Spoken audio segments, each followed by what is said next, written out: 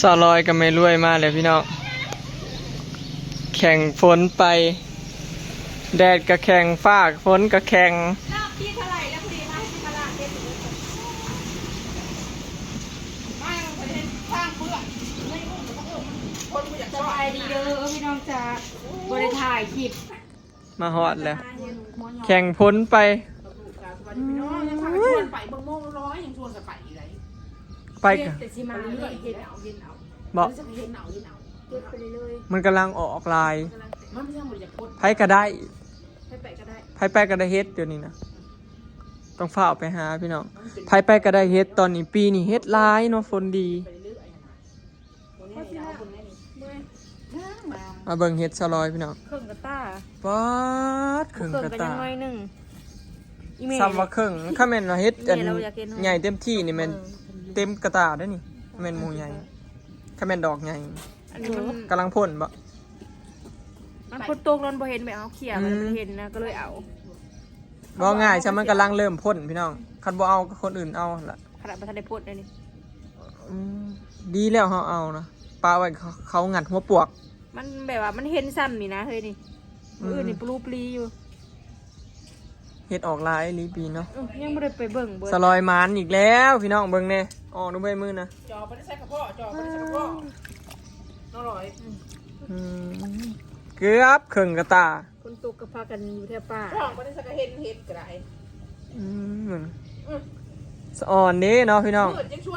ซ้ำสิกินบ่นี่ทั้งพัดทั้งพัดก็ได้เนาะแกงก็แซ่บพัดได้สิพัดได้กินเด้อต้มยำก็แซ่บพี่น้องจุจะไปไกลเต๋อบ่บนน้าหรอกข้ามกดไปใน3 โมงแล้วเอาล่างอีกแล้วแช่ไว้ดูหน่อย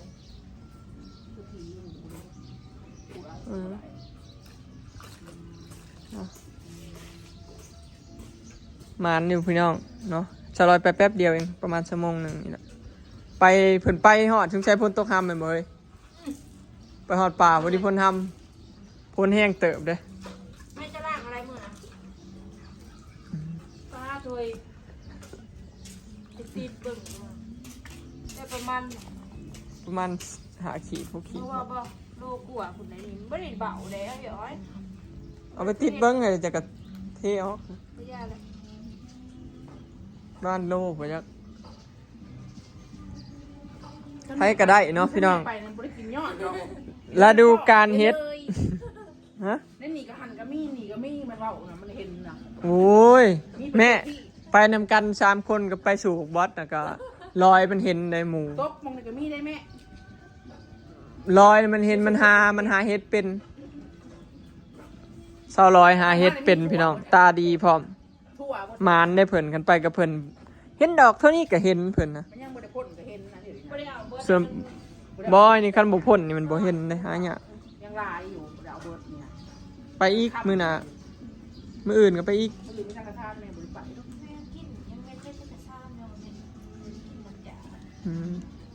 รีดหลับเลยพี่น้องโอ้มานขนาดเนาะมือนี่มานเบิดมือไผก็ได้พี่น้องเฮ็ดเนาะบ่อยากไปไกลก็ได้เฮ็ดกำลังเริ่มออกลายเทศกาลเฮ็ดพี่น้องช่วงนี้ก็สิเฮ็ดปวกเนาะ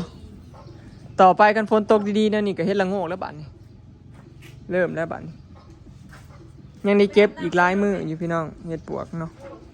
มันกำลังออกกำลังพ่นกำลังแตกอีก2-3 มื้อนี่คือสิได้ดอกจูมบอกว่าอยากเก็บดอกไอ้อันนั้นนะพี่น้องถือกรุ๊ปนะอยากหมักไปนะแซ่บแล้วถือกรุ๊ปนี่แกงก็แซ่บพัดก็แซ่บชนละมันยังอยากแข็งอยู่เห็ดสำนี้เนาะมันค่ะเนาะแม่ลีดนี่ธรรมดาเด้อพี่น้องเป็นหาเห็ดเป็นได้ตาดีเลยบ่เอาได้เช่นอะไรเนาะลายเติบเลยนี่คือเอาแล้วเพื่อนสิไปอยู่เพื่อนใครกูปะเขาเก็บอยู่ไปสิไปทางไหนหมดไปทางไหนก่อนจังหวะกันอีกเดี๋ยวคิดก่อนสิไปทางไหนพี่น้องเอ้ยตื่นมาแล้วก็ไปรถมันยากแบบเอ้าหยุดมาแต่ใส่นี่ ยุดนั่งลงเลยมาแต่หน้าประจ มาแตนาบ่โอ้ ำหมู่บ่ได้ออกมาหน้าไปเล่นออกไปยังนอกเขาไปหาเห็ดอย่าให้นอกหอม ม่วนเด้อพี่น้องกันได้เฮ็ดนั่นนี่คักเนาะเก็บคักสลอยเพิ่นบ่ได้ถ่ายคลิปซะว่าอยู่เพิ่นไปบ่มานั่นฉันใช้ได้เฮ็ดปะ นั่งเอาพ่อ มาถามแม่น้องเมยกับพี่น้องได้เฮ็ดอยู่บ่ สบายดีพี่น้อง สองเท่านี่เพิ่นไปห้วยแดงพี่น้องมื้อเช้านี่ เพิ่งกระต้าหมูเจ้านี่ มื้อเช้าได้เครื่องกระตาผู้ แม่ ป่า เอาเห็ดชาโม สามหมู่ มันชื่อกรุ๊ป ถือกรุ๊ปอุ้ยนั่นแหละคักนั่น ชื่อกรุ๊ปกับบานหมูเจ้า เฮาอย่าเก็บสำถือกรุ๊ปหั้นนะทำถือกรุ๊ปน่ะมันงามเลยพี่น้องส่วนหลายมันบ่ได้ข่อยมีไผได้เด้อถือกรุ๊ปมีแต่ได้ดอกจุ่มๆน้อยๆไปอีกบ่รอบแรงนะ มาแต่หอยแดงกับกินปั่นกินช็อกโกแลตไปเลาะอีก สองรอบเลยสลอยกับไปอีกรอบของแรงนี่ก็ได้เกือบเครื่องกระตาพี่น้อง จ้ามันจะจุ่มงามๆจ้า อืม จุ่มไปจุ่มใหญ่ในแคมป์ห้องนะขึ้นไปแล้ว ว้าดคืองามแท้ขอยอยากเก็บได้แบบนี้ ยังให้เขาอยู่เขาไปย่างเหยียบเล่น ก็ได้บ่มีไปต่อ จะไปกับไผ ไปชม ไปสองคนโอ้ไปกับพ่อน้องเมย์สองคนพี่น้องเอาแล้วคือม่านแท้นี่ในห้องหน้าร้อยนะ แม่ ป้าดโตเฮ็ดคักเต้น ดอกน้อยๆมองปนรุ่นเก็บ อุ้ยขอยอยากเก็บนะนี่แหละพี่น้องเขาบ่อยากเก็บดอกอันน้อยนะ มวน อันนี้ดอกแบบนี้แซ่บพร้อมหอมพร้อมนี่ ๆเนี่ยผมจะจุ่ม ยันก็ได้4 โลปลายพุ่นได้งามกำลังงาม สุเฮาไปเก็บมื้อเช้านี่ก็ประมาณอันโลปลายนี่แหละแม่เฒ่าถ้าปันก็บอกวัดเด้ได้โลปลายนี่แหละ ไปทางนั้นฉัน ไปบ้านหัวขยองพุ่นไปสูง โอ้ย ได้โลปลายแหละแม่ เฮ้ย ประมาณกระตาหนึ่งนี่แหละ ออกทั่ว แถ ที่ วนี่นะมันออกข้าม หัว ว่าน เลี้ยง นี่ ก็ เขา เอาแตกแต่เมื่อหัวเลี้ยงทั้ง เขาจันเอาเมื่อวานนี่ก็ลูก บ้านหัวขยองน่ะเขาได้ผู้ละ3-4 โล5 โล6 โล มันออกอะไรแล้วเนาะ ขนาดไปช่วยยังอันน่ะได้ได้เก็บกระตาหนึ่งเช้านี่ได้กระตาหนึ่งเนี่ยพี่น้องเขาไปบ้านหัวขยองนี่พอน้องเมย์ก็แม่น้องเมย์เราไปอันทางหน้าสลอย นี่มันบ่เมื่อยนะขึ้น ในทางหน้านะแม่เฒ่า ในแคมป์ห้อง แคมห้องนะนี่ ทางลงหั่นเด้ ดอนน้อยๆมองปนรุ่นเก็บชุกก้อนให้วันแต่มันออกจากมิดนั่นเขาเก็บทั่วที่จนเบิดทั่วนั่นนะ พอดีกระซามนี่กระซามหน่อยป้าได้เล่นเกือบโล หืม ได้ โลบ่ฮอดบ่ขูดขี้ดินออกฮอดบ่ ได้อยู่ เนาะ ประมาณโลนี่แหละพี่น้องคันบ่ขูดขี้ดินจังหวัดโลกลัวโหดจ้ะ ตื้นนะมันเป็นเงืองคืนนี่ ถ้าเจ้าขายอยู่พุ่นน่ะโล250 บาทพี่น้องมันลงแล้ว ซ้ำ อยู่ นี่ บ้าน แห ห้ว ละ ยขยอง ชื่อหาลอด คันได้เก็บแบบนี้โอ้ยคักแล้วข่อย 500มันก็พอเอาอ่ะเฮ็ดได้ทงพายหนึงกับทง บ้านเฮาน่ะพี่น้องเฮ็ดมันบ่ค้าบ่ยาวเนาะ 3 โล ค้าบ่ยาวแต่ว่าดอกใหญ่อยู่บ้านห้วยขยองมีแต่ขาคืบนี่ดอกยาว เงืองนี่มันบ่มีดอกง่ายนะนี่ได้ยังน้อยอยู่ ผมก่อนก็ได้ครึ่งทางคืนนี่ เขาไม่ทะลุนเก็บแล้วมันมีแต่ดอกน้อยติไม่ทำ เนื้อเอาเฮ็ดนี่สอง มีแต่ดอกแบบนี้ติ มา สวรรค์เก็บในนี่ มา เต็มกระตาหมู่เดียวนะ บ่ ทางในเพิ่นนี่ได้มองปน ดอก ลุงกี้เก็บ ดอกใหญ่อยู่มีแต่ดอกน้อยบ่ จน ดอก นอ ใหญ่ น คือการมีแต่จุ่ม นอน นี่ ชาย เอ ด อ อกทายเฮ้ยนี่ วันมึงนอนบ่เคยเห็นแล้วนี่ว่าจันเดียวมึงนอน มีแต่จุ่มเนี่ยนี่นะ นี่แบบนี้คักนะ 3 โลปลายคุณแม่ มานพี่น้องปีนี้เฮ็ดออกหลายเด้ผลมันดีแต่หัวปีแหละบ่อึดเฮ็ดหา เขาเรียกว่าสิไปต่ออีกรอบคำเมื่อยแห้งบ่ไป เดี๋ยวมื้ออื่นพ่อกันอีกพี่น้องป่าแตกแน่นอนเนาะรับรองว่าป่าแตกบัดนี้ เดี๋ยวสิไปทางใดรอติดตามมื้ออื่นพี่น้องเนาะ เจ้าลำไปลำมาก็ได้ ไผหาก็ได้อยู่บ้านกับบ่ไผหาก็ได้พี่น้องไผไปก็ได้เลยเนาะมื้อนี้บ่อึดไผก็ได้ แต่มั เบิ น ด ก็บริดอกน้อยคือเก่ามันใหญ่เบิดแล้วเฮ็ดนะ ใหญ่กว่าเก่าอยู่ ในบ้านเด้อ มื้ออื่นนี่ก็สิ มันบ่มีบ้านดอกไม่เฮ็ดนะมันบ้านบ่ทันเขาเก็ บ้านบ่ทันคือว่าหั่นล่ะ หัวเตียงเขาเนี่ย ตายโลดพี่น้องเมื่อบ่ได้บาดนี้ฝนตกค่ำเกือมูแล้วเพราะว่าฝนเท่งมานักเลยบัดเปียกมื้ออื่นโน้ค่ะป่าแตกโลดพี่น้องมื้ออื่นเนาะพ่อกันอยู่ป่าเฮ็ดคือเก่าเดี๋ยวสิไปไสเดี๋ยวคิดเบิ่งก่อนพี่น้องสิพากันไปหาเฮ็ดเบิดทุกคนล่ะบัด ทำเฮ็ดจังท เป็นตกค่ำแล้วบ่ได้ทำพอเฒ่าบ่ได้ไปหาเฮ็ดบ่ ำก็เลยมา เขาว่าบ่เห็นจะลงคลิป พอเฒ่ามีบ่ได้ไปหาเฮ็ดซ้ำพี่น้อง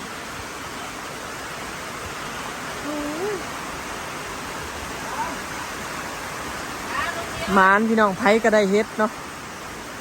แถวในบ้านก็บ่อึดคนได้ไผก็ได้กินบ่หลูดและเคิงกระตาวไผกับพี่น้องปีนี้เฮ็ดปวกหลายเนาะผลดีแห้งสิเก็บม่วนพี่น้องบาดนี้มื้ออื่นแห้งสิจูมโฟเพเวแล้วบาดนี้ขนาดมื้อนี้แม่น้องเมยยังได้แบบมีแต่ดอกจูมแบบงามๆดอกใหญ่ๆเนาะมื้ออื่นนี่แห้งสิพ่นคักปัญญังบาดฝนกระเพ่งมานะนี่แห้งไวบอยเมื่อบ่ได้แล้วพี่น้องเอ้ยสงสัยสิได้แข่งพ้นเมื่อแล้วกันเมื่อเลย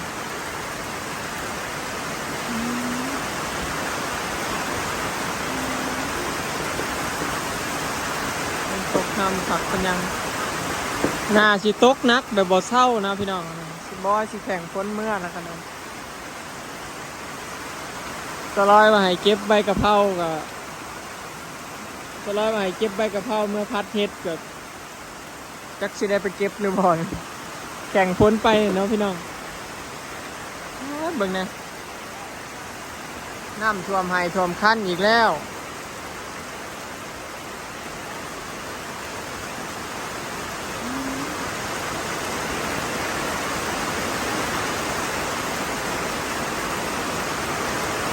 รอบที่3เนี่ยนี่พี่น้องฝนตก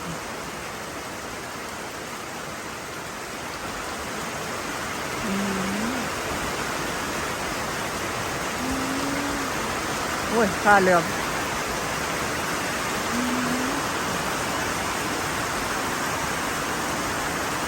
โอ้เศร้าง่ายดอกพี่น้องมัน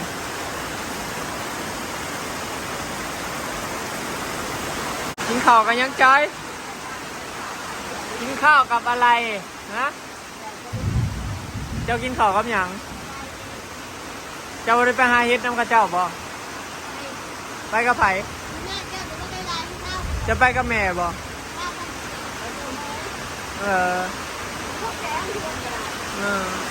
คือเก่งแท้ไป2 คนโอ้ไป2 คนก็ได้ได้พอแกงอีกกุ้มปากเจ้าของอยู่เนาะแสดงว่าเลี้ยงเจ้าของได้ฮะไปล้ำไปลอย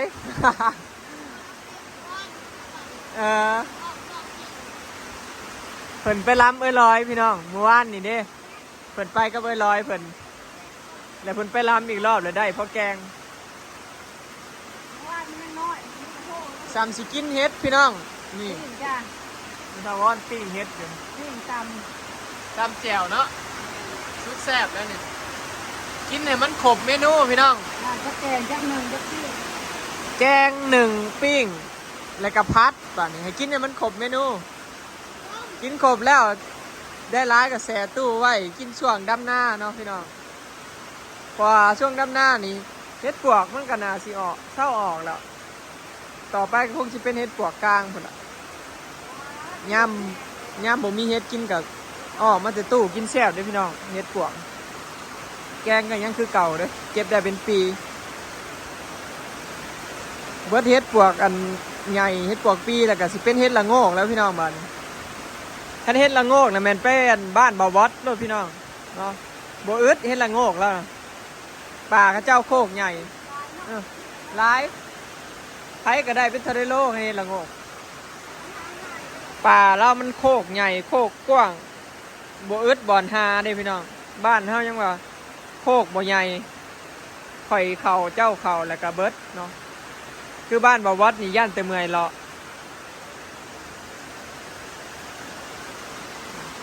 ต้องทำกินข้าวกับใส่กรอกอีสานบ่นี่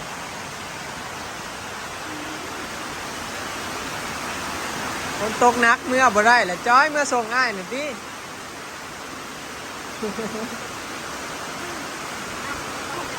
บ่เมื่อเราสินอนน้ำเจ้านี่แหละสินอนน้ำเจ้านี่แหละมื้ออื่นก็ไปหาเฮ็ดเลยอาหารแรงมื้อนี้ก็ประมาณนี้แหละพี่น้องเนาะแกงเฮ็ดขี่เฮ็ดเนาะอยู่เถียงนาอยู่บ้านก็ว่าสิพัดเฮ็ดอยู่บ้าน แกงกับมือไหกินล่ะแข่งพ้นเมื่อก่อนพี่น้องบัดนี้เนาะเดี๋ยวบอยสิแข่งพ้นเมื่อก่อนพี่น้องคลิปนี้ก็สิได้จบไว้สำนี้เด้อเนาะพี่น้องฝากติดตามเป็นกำลังใจให้กันบอยเด้อเนาะพี่น้องอย่างไรก็ฝากไปกดไลค์กดแชร์กดติดตามมันคลิปเก็บเห็ดเด้อพี่น้องเนาะเดี๋ยวมื้ออื่นไปกันต่อเนาะแดดก็ตากฝนก็แข็งเนาะจากนั้นก็ไปมื้ออื่นเพราะว่าเห็ดกำลังออกลายไปก็ได้เนาะมื้ออื่นคือสิจูมเพราะว่าเจ็บมวนขนาดเนาะไปแล้วสบายดีเด้อพี่น้อง